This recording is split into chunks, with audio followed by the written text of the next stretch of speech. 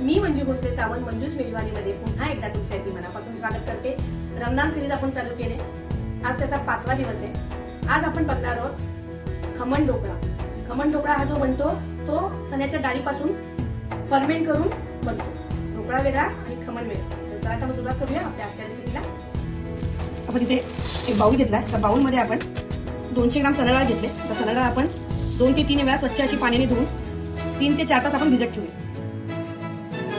डाळ स्वच्छ अशी धुवून आपण यामध्ये 2 ग्लास पाणी घालून आपण याला 4 तास भिजण्यासाठी ठेवून देऊया।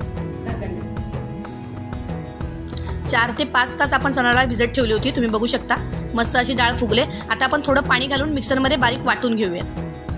थोडं पाणी घालून आपण बारीक असं वाटून घेतलंय। आता याला आपण ढाकण देऊन 8 ते 9 तास फर्मेंट होण्यासाठी ठेवून देऊया।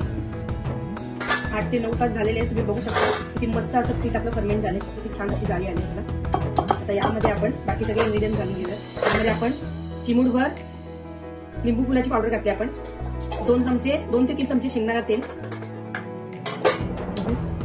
इथे आपण अर्धा इंच आलं आणि 2 मिरची घेतल्यात, मी याचा ठिसा करून घेतलाय, हा घालून घेऊया। हिंग घेतलंय आपण 1 चमचा, साखर 1 चमचा आणि चवीनुसार मीठ घालून थोडंसं पाणी घालून आपण व्यवस्थित असं बॅटर असं मिक्स करून घेऊ। तुम्ही अशी कन्सिस्टन्सी असायला हवी। हा गुजराती खमण आहे, म्हणजे खमण ढोकळा आहे। हा डाळ भिजत घालून बनतो आणि जो दुसरा ढोकळा बनतो तो बेसनापासून बनतो। यामध्ये आता आपण लास्ट किलोचं एक पॅकेट घालून घेऊया। यामध्ये मी किलोचं एक पॅकेट घालून घेते आणि व्यवस्थित असं एका जाळीशी आपल्याला हे मिक्स करायला घ्यायचं।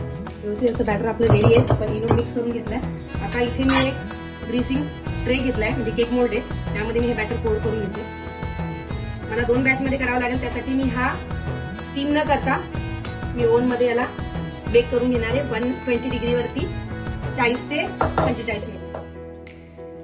बॅटर आपण याच्यामध्ये पोर करून घेतो, एकदा टॅप करून आपण 120 डिग्री वरती ओव्हन मध्ये 40 ते 45 मिनिटं बेक होण्यासाठी ठेवून देऊया। तुम्ही कुकरमध्ये स्टीम करून घेऊ शकता 30 ते 35 मिनिट। 40 ते 45 मिनिटं झालेले आहेत, आपण आपला ढोकळा काढून घेऊया। मस्त असा आपला ढोकळा रेडी आहे, आपण टूथपिक इन्सर्ट करून बघून घेऊया। क्लीन आले म्हणजे आपला ढोकळा रेडी झालाय। आपण याला आता 15 ते 20 मिनिटं थंड होण्यासाठी ठेवून घेऊया, नंतर कट करून घेऊया। खमण आपला थंड झालाय, तुम्ही बघू शकता। मी बेक केल्यामुळे अप्पर सरफेस जो आहे तो थोडासा हार्ड झालाय, तुम्ही याला स्टीम करून घ्या। मी आता याचे पीसेस मध्ये कट करून घेते।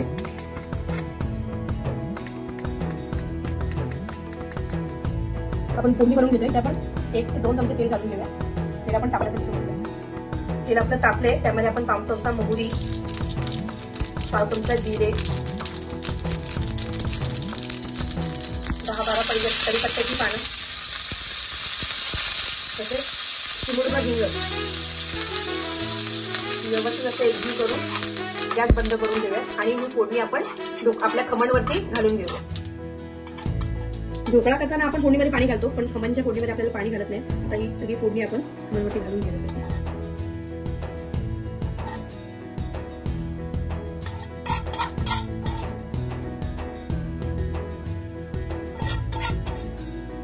मस्त असा गुजराती खमण ढोकळा आपला रेडी आहे, तुम्ही बघू शकता। मी तुम्हाला एक आता घेऊन दाखवते, तर टेक्स्चर बघा तुम्ही, किती स्पॉन्जी झालाय। सो नक्की ट्राय करून बघा आणि कसा झाला हे कमेंट मध्ये कळवायला विसरू नका। धन्यवाद।